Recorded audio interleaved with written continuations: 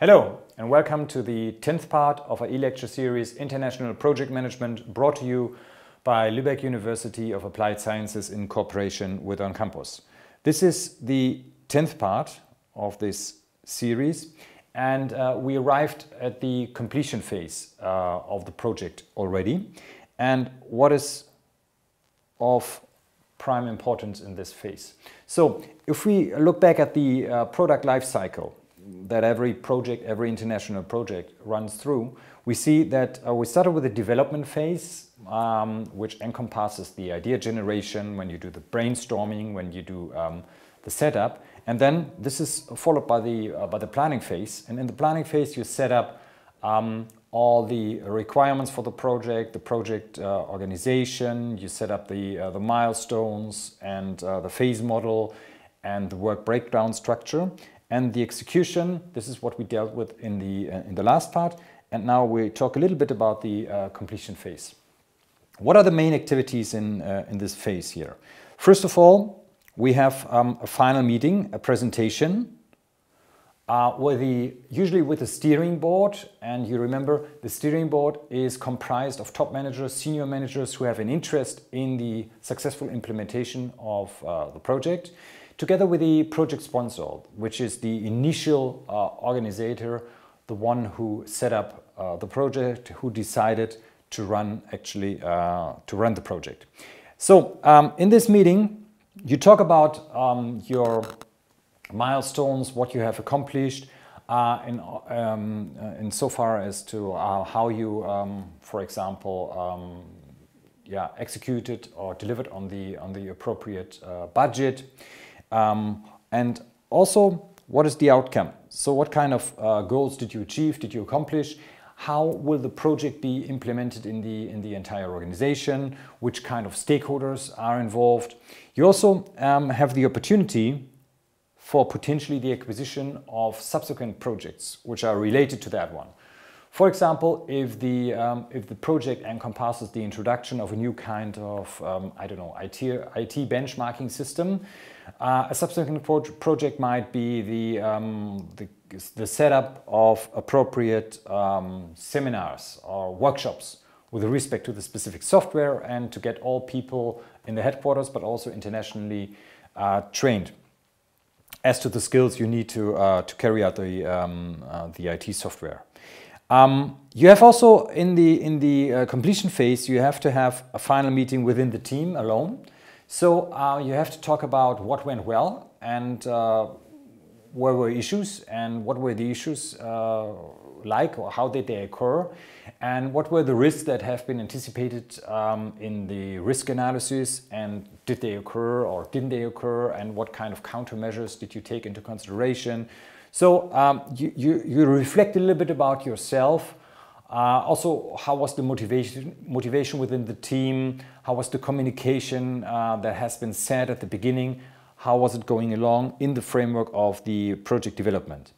On paper, you hand over a final report about the project, and of course the project team is dissolved. So is separating. And what are the tasks of the project manager in this phase?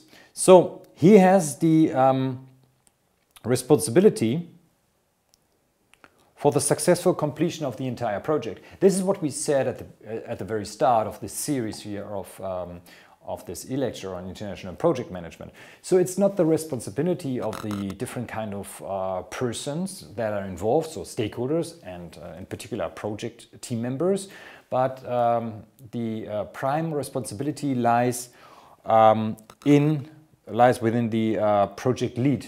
The project manager is the one who is responsible. So he or she and the team are measured by the concrete success of the project with respect to the goals that have been set at the beginning, so in the project setup.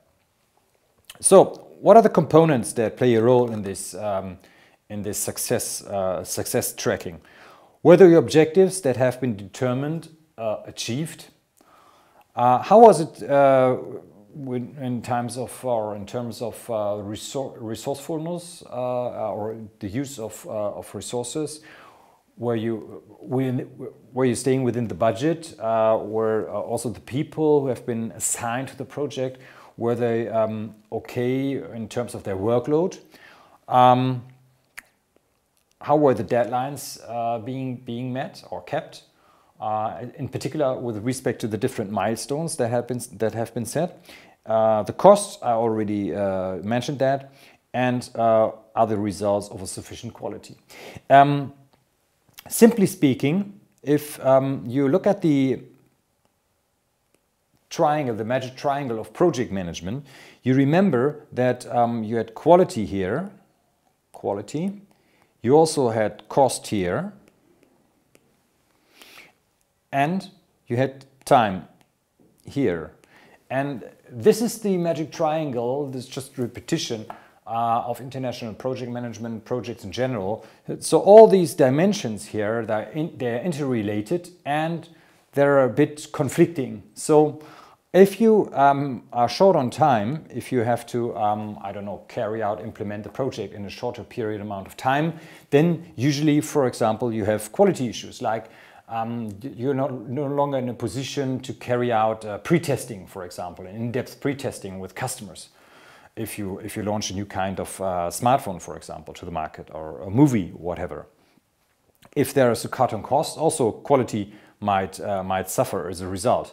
And also this magic triangle and this interconnectedness of the different kind of goals and dimensions, what you look at if you're in the completion phase. So, the final report, how does it look like? What are usually typically the elements here? If you look at the project definition, so that is of course clear, that has been set up at the beginning, the project with the goals, the description of the initial situation, where do you want to go. So this determines the success factors of the entire project. What is also part of the final project report is the project planning. So the work breakdown structure, the project structure plan, the network plan, the Gantt chart with the different kind of milestones, and of course also critical path analysis. We talked about that, and additional information. Also, there should be some information about the execution. So with target performance comparison, so you have in the planning phase, you set up the different kind of targets in terms of timelines as well, and you also report on how far you were able to meet these required due dates. And the project completion also is an integral part of the final report, with some kind of feedback. How was the, for example, communication flow with the top management, so with the stakeholders, also with the project sponsor? Was there enough, I don't know, time to discuss issues? Did you get enough as a project lead, for example? Did you get enough support from the top management in the framework of the project? So this is all happening there. Final meeting. We talked about this already, so I only touch very quickly based upon that. So what should be discussed? Again, the goals, were they achieved? What other conditions were fulfilled? What risks, for example, did occur that haven't been allocated before, that haven't been anticipated before, for example, as well? Were the assumptions on the part of the client adhered to? For example, if you're hired as an external consultant to run a project, for example, that is important. Are there any new requirements that popped up in the framework of the project? And who needs which kind of documentation? Sorry about that. So this is also what you need to tackle, and as mentioned before, the feedback. Yes, learning from projects. Of course, no completion phase can be completed without lessons learned. So you have to answer, in particular within the meeting with the steering board and the project sponsor, but also in the meeting with the project team, you have to answer the questions like I said, what was good within the team? What went well, right? So how was communication flow going along? Where could we have been stronger as a team, for example, right? And how, for example, personally, how did I experience myself as a team member? And if I'm the project leader, how did it go in terms of management? How was I able to motivate the team? Also, not from my perspective, but also from the perspective of the team. So how did the team perceive me? And what are the lessons learned for the next project? So what can we take into the next project when I'm embarking upon the next kind of challenge? What can I do better in order to execute better on the next kind of tasks?